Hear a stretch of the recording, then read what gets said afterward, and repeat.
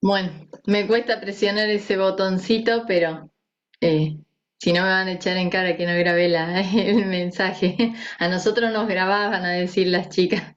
Bueno, un gusto poder estar en este momento, en esta reunión. Y yo casi pensaba, bueno, listo, ya tenemos todo el mensaje, ¿no? Porque desde que empezó la charla, eh, que yo escuché que Silvi contaba lo que le estaba pasando, después cuando Sally estuvo teniendo la lectura del capítulo ahí en Primera de Pedro y escuchando la oración de nuestra hermana Jenny, digo, ya tenemos el mensaje listo, ¿eh? Podemos terminar la reunión, tener una palabra de oración y, y ya como que escuchamos un poco de la fe, pero no, hay que asumir la responsabilidad, ¿no? Y realmente rogando al Señor que aquello que ha dado, esa palabra que ha dado a mi corazón y que realmente está trabajando en mi vida pueda ser también de ayuda a aquellas que están escuchando en este momento, ¿no? Y venía meditando, ¿no? Y ya casi estamos terminando de armar este fruto hermoso, ¿no? Que empezamos, del Espíritu Santo, ya casi nos quedan los últimos 3 gajos para terminar de, armar el fruto del Espíritu, ¿no?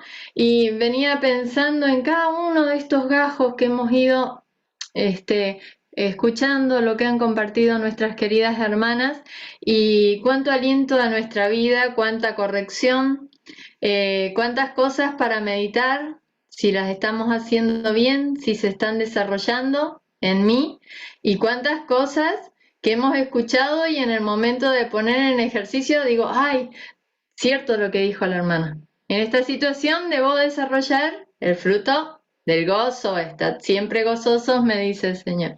En este momento debo desarrollar la paciencia y no, y venimos así, y tengamos cuidado porque estamos con el fruto del Espíritu.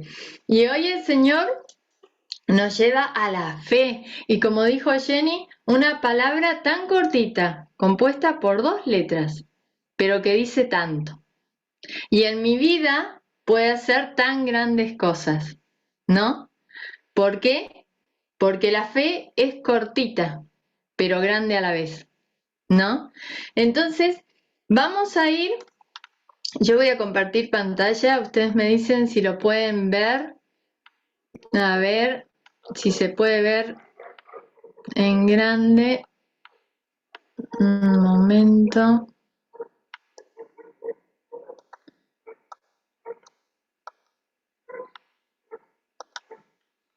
Ahí lo pueden ver bien o no se ve. ¿Ven la pantalla completa? ¿No? ¿Sí? Ahí sí, ¿No? Cecilia. Sí, ahora sí, Sí. Ceci. Perfecto, genial. Bueno, gracias. Puse el título El fruto del Espíritu. Y hoy vamos a ir a la fe. Y vamos a ir a nuestros 2 versículos lemas, ¿no? Lo que venimos desarrollando en Gálatas 5, 22 y 23, como para poder hacer un repaso de estos gajos del fruto que venimos compartiendo. Y dice más, el fruto del Espíritu es amor, gozo, paz, paciencia, benignidad, bondad, fe, mansedumbre, templanza. Contra tales cosas no hay ley. Y yo pienso, si este fruto estuviera completamente desarrollado en mi vida, ¿cómo sería, no? Pero bueno, el Señor que realmente esté obrando en nuestras vidas y este fruto vaya creciendo. Y yo pensaba en esta fe y quise compartir 3 tipos de fe. En primer lugar, la fe que es necesaria para la salvación, ¿no? Y yo puse el versículo de Efesios 2:8, pero ese lo vamos a compartir al final del mensaje, ¿sí? Después puse la fe como don, y yo quiero que lo leamos en 1 Corintios 12:9, porque esta semana justo sucedió algo que me trajo el ejemplo justo. Primera Corintios 12:9. En este capítulo se vienen desarrollando nos viene diciendo el Señor una serie de dones espirituales que pueden haber en la iglesia. Y en el versículo 9 dice, a otros fe por el mismo espíritu y a otros dones de sanidad por el mismo espíritu. Pero yo quería quedarme con este don, la fe. Y sabemos que si es un don, no todos desarrollamos o tenemos los mismos dones. Y yo voy a contar un ejemplo como para que nos demos cuenta de lo que es el don de la fe, ¿no? El fin de semana pasado, una hermana de la congregación, y las hermanas se van a reír cuando lo cuente, perdió un corderito que tenía, un corderito que quería mucho, ¿no? Y ese corderito salió a la ruta y se perdió. Y el corderito de esta hermana lo habían criado como el del ejemplo que le dio Natán a David, el corderito que era mimado en la familia, ¿no? Y bueno, y cuando vino y nos contó que se había perdido el corderito, creo que la gran mayoría, yo por ejemplo le dije, bueno, olvídate, el corderito es asado, ¿no? Más en la situación que vivimos hoy por hoy, dijimos, el corderito está en una parrilla. Y la hermana dice, no, el corderito lo voy a encontrar, el corderito se va a salvar. Y bueno, quedó así. Yo el martes miro los estados y veo que dice apareció Manchita. La corderita apareció. Entonces le mando un mensaje a la hermana y digo, apareció, no te lo puedo creer, tenías razón, qué sé yo, le pongo yo. Y ella me dice, no sabes lo que me pasó. Yo te voy a mandar los audios de la persona que lo tenía para que me creas que es cierto. Dice, yo le oré al Señor y le dije, Señor, quiero que la corderita no se la coman, pero aparte de que no se la coman, que la persona que la encuentre o que la tenga no se quede tranquila hasta que me la dé. Y dice, y escuchar los audios de la persona que lo tenía, y ella me lo manda.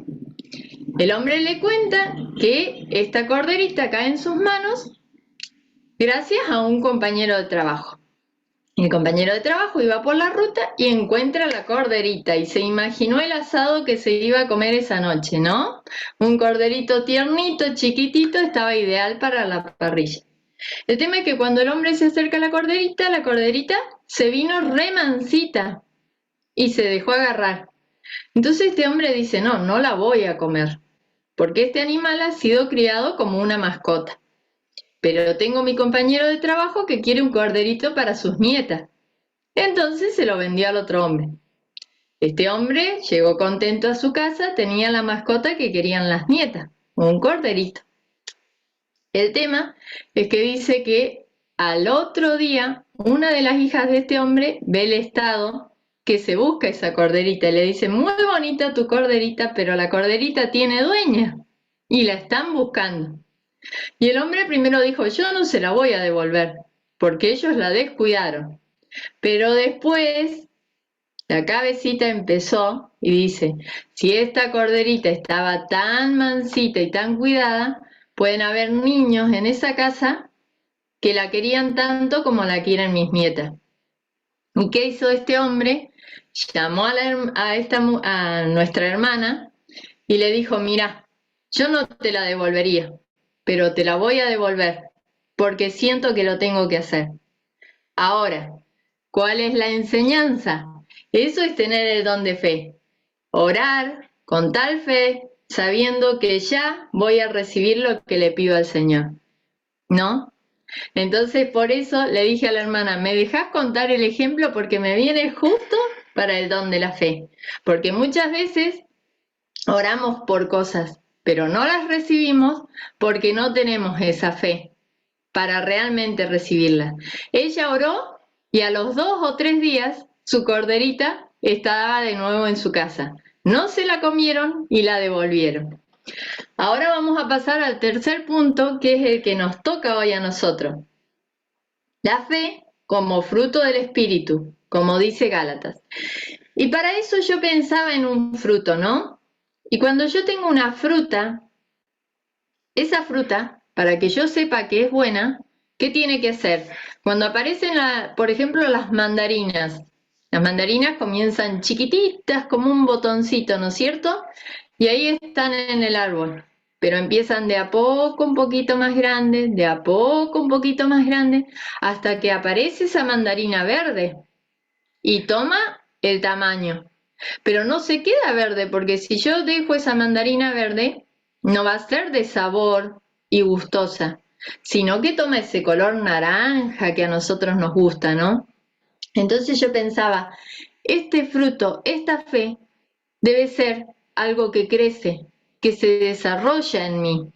¿Pero de qué manera? Entonces el Señor me llevó a un ejemplo que todos conocemos, pero que vamos a ir a compartir. Y es el ejemplo de la vida de José. Vamos a ir a Génesis 37, no vamos a tener toda la lectura porque sería muy extensa, pero vamos a ir como relatando la historia de José, ¿no? Y vamos a ir viendo estos hechos que fueron sucediendo en su vida. En Génesis 37, versículo 2, se nos presenta a José y dice, esta es la historia de la familia de Jacob. José, siendo de edad de 17 años, apacentaba las ovejas con sus hermanos, y el joven estaba con los hijos de Bila y con los hijos de Silpa, mujeres de su padre, e informaba José a su padre de la mala fama de sus hermanos. Sigue el relato y dice que su papá lo amaba mucho, y recordamos la historia de la túnica de muchos colores que le hizo. Pero había un problema, que sus hermanos, por su comportamiento y por este amor especial de su padre, comenzaron a aborrecer a José. Y dice que sus hermanos lo aborrecían de tal manera que ya no le podían ni siquiera hablar bien. Un día, sus hermanos se tienen que ir con las ovejas a otro lugar. Y su papá quiere saber de ellos y quiere mandarle alimentos. ¿Y a quién manda? A José. Este joven que era ejemplar, que era obediente a su padre, toma los alimentos y va en busca de sus hermanos. Si recordamos, José había tenido un sueño con sus hermanos y su padre, que esto enojó más a sus hermanos. Entonces dice que José, cuando va en busca de sus hermanos, cuando ellos lo ven de lejos, dice el versículo 19, y dijeron el uno al otro, he aquí, ahí viene el soñador. Ahora pues venid y matémoslo, y echémoslo en una cisterna, y diremos, alguna mala bestia lo devoró, y veremos qué será de sus sueños. Ahí uno de sus hermanos, el mayor, dice, no, no los vamos a matar, y salva a José de la muerte. Tirémoslo en una cisterna y dejémoslo ahí. Y lo echan en una cisterna y se ponen a comer. Y aparece una caravana de ismaelitas que iban a Egipto. Entonces tuvieron otra idea. Dijeron, tenemos dos soluciones. Vamos a tener efectivo y nos deshacemos del estorbo. Entonces, ¿qué hicieron? Vendieron a José. Entonces, hicieron plata y se sacaron de encima el alcahuete, podríamos decir, ¿no? El que los echaba de cabeza, como se dice ahora, ¿no? Y dice que agarraron sus hermanos y vendieron a José. Y José fue llevado por los ismaelitas en esa caravana. Más o menos, yo miraba la distancia entre Canaán y Egipto, eran 350, 400 kilómetros. En este momento no sería muy largo el recorrido, pero en ese momento era más de un mes de camino. Y allá va José en la caravana de los ismaelitas y yo pensaba, iría atado de las manos detrás de los camellos. ¿Cómo iría José, no?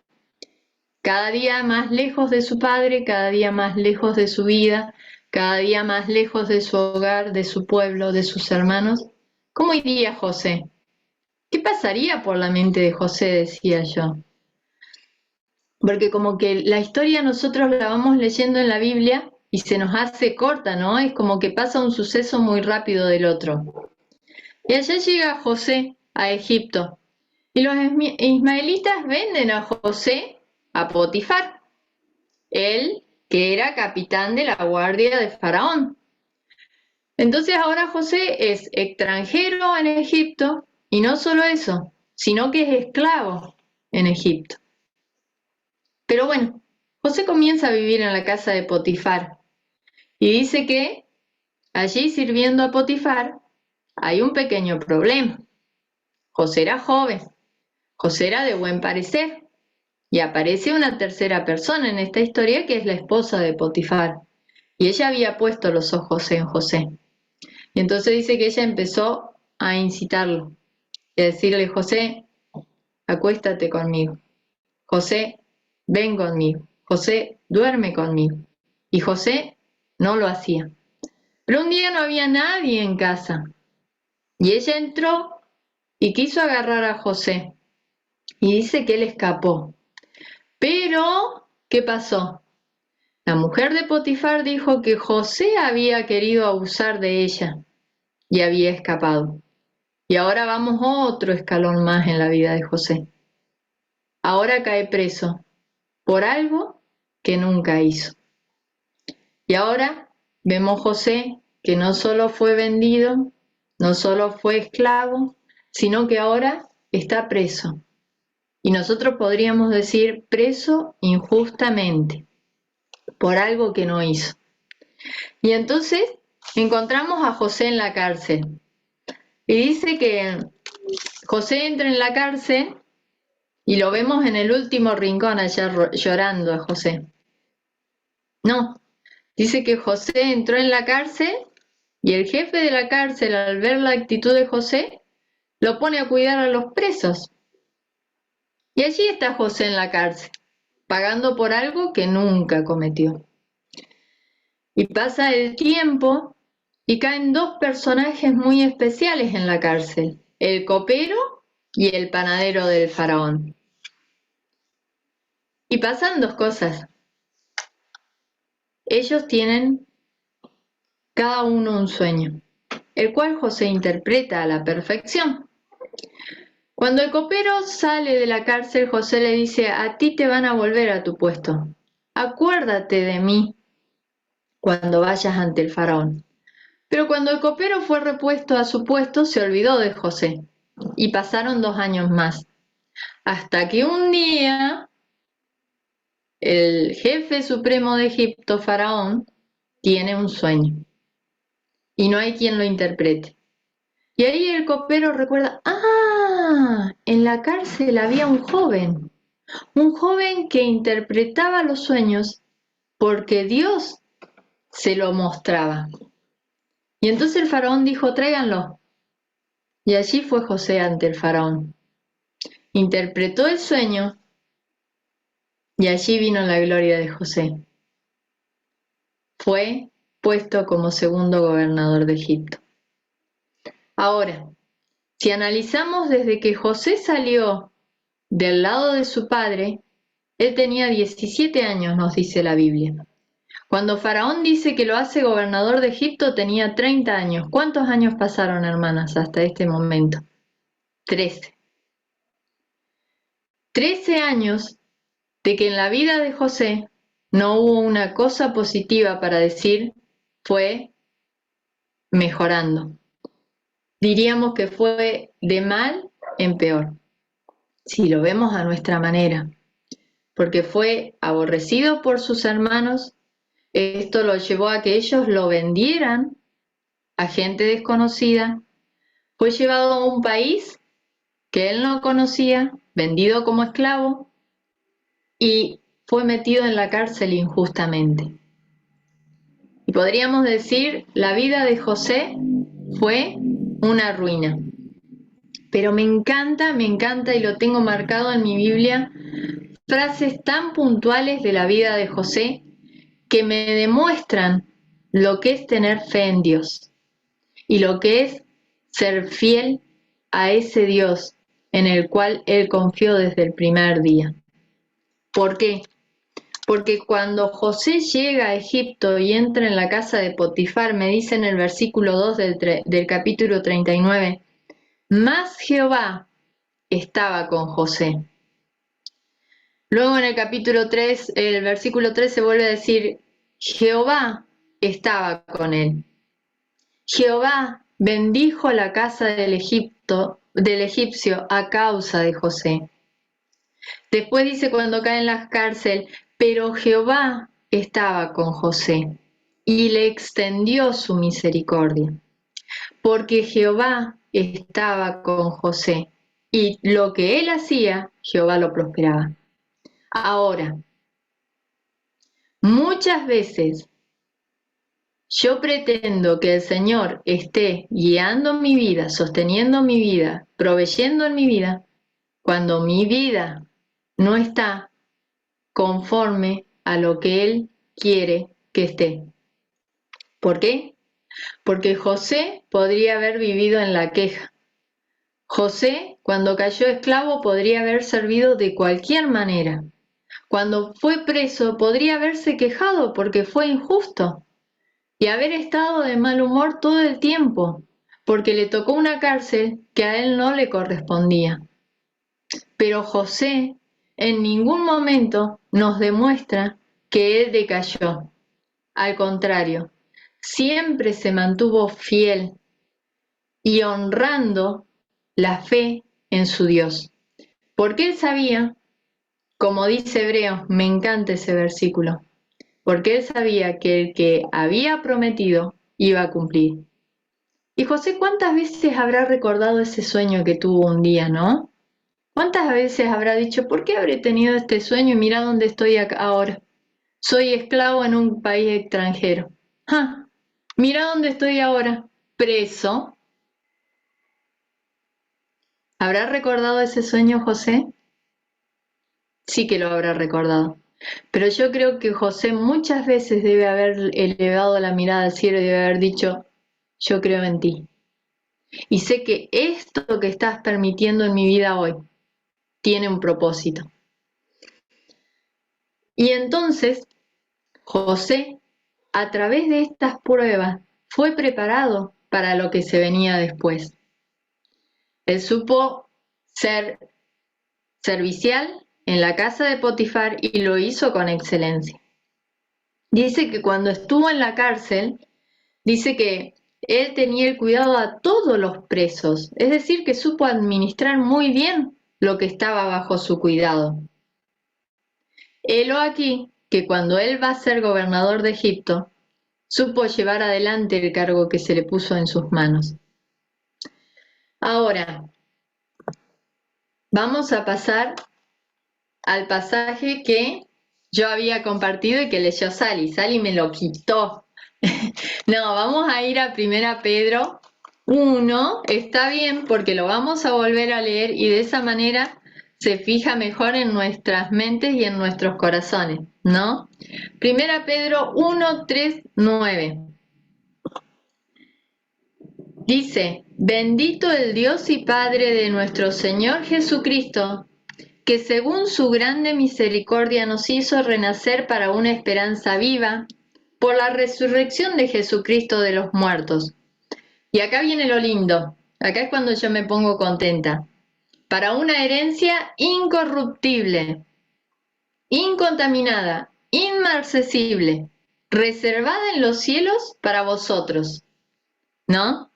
Y esta es la parte linda, porque ¿a quién no le gusta recibir una herencia? A todos. Pero ¿qué tipo de herencia es esta? Porque las de la tierra pueden perder valor, pueden ser sobornadas, como puse ahí, que no se soborna, pueden ser corrompidas, puede pasar tantas cosas. Pero esta herencia que leemos aquí en Pedro me dice que es algo increíble. Entonces Pedro empieza este pasaje hablándole a los hermanos que en ese momento estaban sufriendo una persecución increíble. Estaban siendo perseguidos por causa del Evangelio. Y realmente deben haber estado desconsolados, deben haber estado con dolor, como decía Silvia hoy, con miedo, pensando en cualquier momento entran en mi casa y me llevan y voy a la muerte, o voy a la cárcel, o voy a la tortura. Y Pedro le dice, no vean esto, no vean esto, vean, piensen la herencia que tienen allá en los cielos, mantengan su mirada puesta en eso que han obtenido por medio de la salvación. Pongan los ojos en una herencia que no va a terminar, que no se corrompe, que es pura, que no tiene mancha, que no se marchita. Pongan la mirada en eso. Pero después cuando vamos al versículo 6, dice, en lo cual vosotros os alegráis, pensando en esta herencia. Para nosotros es un gozo, hermanas, poner la mirada, poner nuestra esperanza en ello. Nos alienta, nos sostiene, nos conforta en los días que vivimos. Pongamos la mirada en ello, porque es lo que nos va a sostener. Dice, en lo cual vosotros os alegráis. Pero ahora viene, aunque. Y ese aunque separa este momento de gozo a otro momento. Y dice Pedro, aunque es necesario. Y cuando me dice es necesario es algo que va a pasar, algo que no se puede evitar, ¿no? Aunque es necesario que tengáis que ser afligidos en diversas pruebas. Pero yo corté ahí el texto, pero Pedro dice por un poco de tiempo. Este tiempo en José fueron 13 años. Yo no sé cuánto tiempo puede ser en mi vida. Quizás sean años, meses, no lo sé. Pero dice, aunque por un poco de tiempo es necesario, no lo puedo evitar, que tengáis que ser afligido en diversas pruebas. Y yo pensaba, las pruebas de José, fue aborrecido. Sus hermanos lo llegaron a odiar, ya ni le hablaban bien. ¿Pero a causa de qué? A causa de que José no fue parte de sus malas actitudes, de sus malas acciones, de aquello que no era correcto. Ellos lo aborrecieron por eso. Y yo pensaba, el mundo, ¿cómo me está mirando? ¿Cómo estoy siendo yo con mi comportamiento? ¿Estoy siendo parte de cosas que no son correctas? ¿Estoy siendo parte o dejando pasar pecados que no tienen que estar? ¿Acepto el mal comportamiento de otros o hago frente? José hizo frente y dice que fue y le dijo a su padre, mis hermanos no están haciendo las cosas bien. Y muchas veces a los demás no les gusta. A mí me pasó en mi trabajo. Mi superior me preguntó, ¿y vos en ese caso lo hubieras hecho o no? No, no lo hubiera hecho porque no era correcto. Y me miró nomás. Yo no sé qué pensó, pero muchas veces eso nos puede llevar a perder un trabajo quizás, o a que me miren mal, o a que me dejen de lado, o a que ya no se quieran juntar conmigo, porque seguramente me van a tratar de santulón o de creerme mejor que los demás. Pero miren este texto que tenemos en Hechos 5:29, dice, es necesario obedecer a Dios antes que a los hombres. Y cuando mi mente y mi corazón me digan que eso no agrada a Dios, aunque alguien me lo esté mandando, yo debo saber que como hija de Dios, debo obedecerle. Y de esa manera no voy a negar mi fe. ¿Por qué? Porque muchas veces yo quedo bien con el hombre y hago cosas que no son correctas, pero después esa misma persona me dice, pero ¿y dónde está el Dios en el que vos crees? Porque al final mira lo que vos haces. Con esto vos estás negando tu fe. Entonces, aunque nos aborrezcan, hermanas, pensemos que estamos agradando a Dios. Y eso, a la larga o a la corta, va a traer recompensa. Y no poca, mucha recompensa. Otra cosa, José fue tentado. Cuando vemos el pasaje con la esposa de Potifar, dice que ella fue insistente, ¿no? Y yo pienso que José, como hombre y en una edad difícil, y estando solo en un país donde nadie lo conocía, podría haber hecho lo que quisiera. Si total, de los que lo conocían no estaban cerca de él. Y en el momento en que se le dio la oportunidad, ni siquiera había nadie en casa. Él podría haber cedido a los deseos de la carne, pero él tenía muy presente. Él le dijo, ¿cómo pecaría yo contra Dios?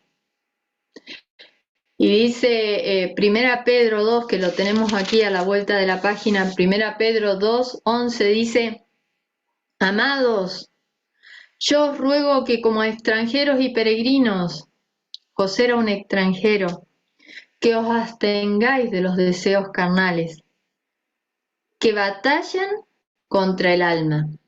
Sigue el pasaje y llegamos al versículo 20 y dice, pues, ¿qué gloria es si pecando sois abofeteados y lo soportáis?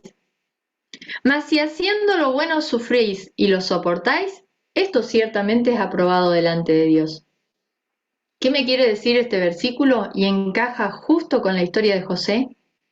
José hizo el bien, porque él no cedió a lo que le pedía la esposa de Potifar. Igual fue preso. Pero ¿saben?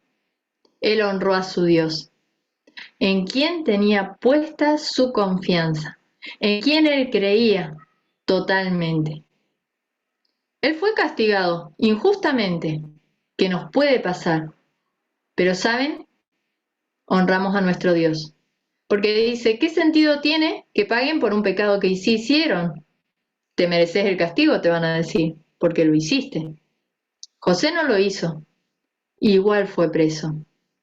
Que realmente nos podamos abstener. Hay muchas cosas en nosotros, de las cuales muchas veces tenemos que escapar, como lo hizo José. Escapó casi desnudo, pero escapó. El Señor va a honrar eso en mí, en mi vida. Va a traer alabanza y honra. Y por último, José fue preso. Y yo pensaba en ese José allá en la cárcel, ¿no? Y yo pensaba encerrado, quizás en una cárcel oscura, húmeda, con gente que realmente eran malos, que habían hecho cosas malas. Y allí estaba José, que no había hecho nada malo y tenía que estar preso. Y yo pienso, ¿qué cosas me tienen presa? ¿Qué cosas encierran mi vida? ¿Qué cosas están apagando mi fe en Dios? ¿Una enfermedad? ¿La economía de este momento? ¿Un trabajo quebrado? ¿Una relación que me daña? ¿Una adicción que no puedo dejar? ¿Qué cosas son las que me dominan y me llevan a encerrarme? José no se quedó quieto. Él fue preso, pero aún en esa cárcel él siguió sirviendo. ¿Y de qué manera? Excelentemente. Porque dice que cuando el jefe de los presos vio cómo servía a José, lo puso al mando de todo. Quizás el Señor ha permitido algo en mi vida, pero no para que me frustre, sino para que sea como dice el versículo siguiente en Pedro. Dice, para que sometida a prueba vuestra fe. Nuestra fe va a ser puesta a prueba, hermana, para ver qué es lo que realmente creemos, qué es lo que realmente sentimos, en quién realmente confiamos. Porque a veces mi confianza en Dios está puesta hasta que se me vacía el bolsillo, o mientras que tengo salud, o mientras que todo lo que me rodea va perfecto. Pero cuando no hay dinero, cuando la enfermedad me aqueja, cuando las relaciones empiezan a fracasar, mi fe en aquel Dios que yo digo empieza a disminuir y empieza la queja y empieza la amargura y empieza el malestar y entonces esa fe se ve opacada. Y Pedro le da este ejemplo espectacular, maravilloso. Le dice a los hermanos, su fe va a ser puesta a prueba como el fuego, como el oro en el fuego. Y yo leía y dice que el orfebre, quien trabaja el oro, lo pone a un fuego hasta que llega a ser líquido, ¿no? Y entonces lo empieza a espumar y le empieza a sacar todo lo que arruina ese oro y no deja que brille. Y entonces cuando él saca toda la impureza para saber que el oro ya está listo, Pone su cara sobre el oro y su cara se tiene que reflejar. Tiene que ser un espejo ese oro que refleje la cara del orfebre. Hermanas, la prueba tiene que hacer eso en mi vida. Cuando yo salga de la prueba, yo debo reflejar la cara de Cristo en mí.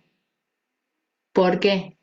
Porque ya no tengo que ser la misma Cecilia que entré en la prueba, sino que tengo que salir tan fortalecida, tan purificada, tan sostenida por el Señor, que todos puedan ver a Cristo en mí y puedan decir, pero mira, esta mujer que pasó una prueba tan grande, nunca cedió en su fe, sino que confió en que Dios la podía sacar de allá. Que realmente podamos ser como José. Él fue de mal en peor, como decía. Pero cuando el Señor lo terminó de pulir y obtuvo el José que él quería, lo sacó para ser gobernador de Egipto, nada menos. El segundo luego de Faraón. Y ni hablar cuando se cumplió el sueño de José, ¿no? Pero él nunca, nunca, nunca perdió la fe en su Dios. Y él le honró en cada situación que se encontró, él honró a su Dios. Porque de lo contrario, la Biblia no nos diría que Jehová le bendecía. Porque el Señor no puede bendecir donde no le estemos honrando a Él. Y para terminar, me encantó una frase que leí de esta hermosa, maravillosa mujer que es Corrie ten Boom, ¿no? Una mujer que fue probada, creo que no sé si alguna podríamos imaginarnos lo que es estar en un centro de concentración nazi, ¿no? Y ella fue probada, ¿no? Y yo hace muchos años, era chica todavía cuando leía el libro, pero me acuerdo que ella dijo muchas veces que su fe en Dios quería decaer, pero se fortalecía y salió de allí. Y ella dice, la fe es como un radar que ve a través de la niebla. ¿Qué niebla está opacando tu vida? Ojalá que tu fe sea tan grande que pueda ver más allá. Dice, la fe es como un radar que ve a través de la niebla, la realidad de las cosas, a una distancia que el ojo humano no puede ver. Ojalá que esa fe que está en mí, esa fe que el Señor ha depositado a través de su Espíritu Santo, esté tan afinada que me ayude a ver más allá de la situación que esté viviendo, que me ayude a sostenerme, ¿no? Creyendo en aquel que me ha salvado y sabiendo que lo que permite en mi vida siempre obra para bien y siempre me va a sacar mucho mejor de lo que entré de la prueba. Y para terminar, yo dije que iba a dejar el punto de la fe para salvación, por si hay alguna amiga que aún no ha tenido un encuentro personal con el Señor. El texto de Efesios 2:8 nos dice, porque por gracia sois salvos, por medio de la fe. La gracia del Señor ha sido tan grande con nosotros, que un día envió a su Hijo a morir en la cruz por nuestros pecados. Él cargó injustamente aquello que no había hecho por amor a nosotros. Pero es necesaria la fe para creer aquello que nosotros no vimos, pero que realmente sabemos que sucedió. Y ojalá que en este día sean abiertos tus ojos y puedas ver más allá y decir, realmente soy una pecadora. Realmente, aunque quizás no haya hecho cosas tan grandes y tan malas, necesito arrepentirme. Necesito llegar ante ese Salvador tan grande que un día murió por mí en la cruz. Y necesito creer en esa gracia salvadora. ¿Para qué? Para obtener esa herencia que hoy estuvieron contando. ¿Por qué? Porque si no has venido a los pies de la cruz, no has tenido un encuentro con el Señor Jesús, esa herencia no es para vos. Esa herencia es solamente para aquellos que son hijos de Dios. Y que aquellas que tenemos al Señor en el corazón, nos podamos fortalecer cada día. Hay situaciones difíciles, cada día este mundo nos está agobiando más. La situación que vivimos quizás en este momento no es la mejor, pero confiemos. El Señor ha dicho que nunca nos va a dejar faltar, que nunca va a dejar de estar al lado nuestro, que realmente nuestra fe sea gigante y que realmente esta sea la que nos sostenga hasta el día que el Señor venga a buscarnos y nos ayuda a mantenernos fieles al Señor en quien hemos creído. Ojalá que este mensaje sea de aliento, así como lo ha sido en mi vida, ¿no? Y nos ayude, si estamos pasando una situación difícil, para que podamos pensar en José, ese ejemplo que el Señor nos dejó para que nos aliente a nuestra vida y para que nuestra fe crezca, como dice, que sea un fruto que se va desarrollando y creciendo. Ojalá que el Señor nos bendiga y las esté sosteniendo a cada una de ustedes en este día. Amén.